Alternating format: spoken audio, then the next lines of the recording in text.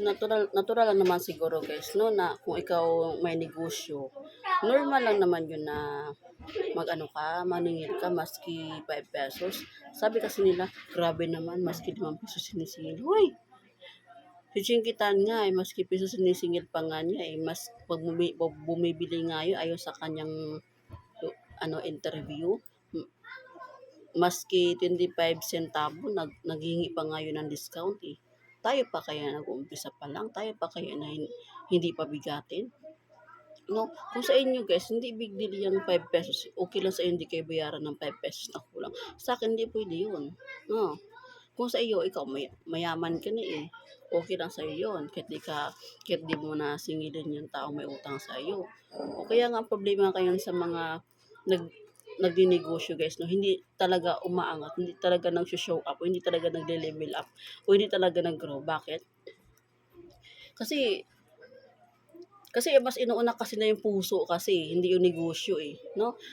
Halimbawa, may negosyo ka, may nangutang sa'yo, kapitbahay mo, kapatid mo, pinsan mo, kamag-anak mo, katropa mo, kaibigan mo, o sino pang kakasabuhay mo.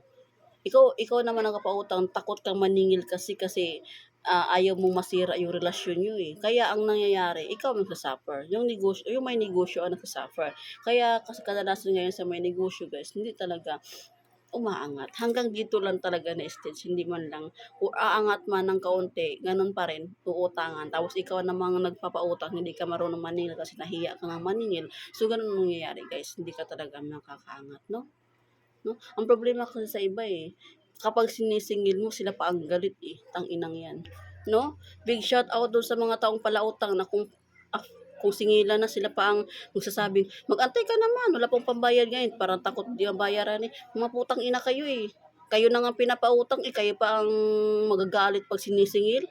Dapat yung magpasalamat kayo doon sa mga tao ng kapautang sa inyo kasi inggi sa emergency may malalapitan kayo. No? Nakakaputang ina kasi mga taong ganyan eh. No? Tapos, parang ikaw pa yung may kasalanan kapag naningil ka na sa kanila,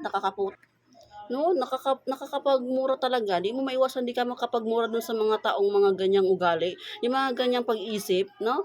Pakiramdam nila tayo may negosyo, mapera tayo, mayaman tayo, hindi nila naiisip yun guys, na yung perang inutang nila, meron tayong pinaglalaanan doon, pero mas inuna pa natin sila, kaya pinautang natin sila. Tapos after ng pagdating ng singilan, sila pa yung sasabi na kwentuhan ka ng problema nila sa buhay, ang daming alibay. Tangina, hindi ko kailangan ng alibay hindi ko kailangan ng kwento ng buhay mo kung anong problema mo. Ang akin lang ibayaran mo yung inutang mo.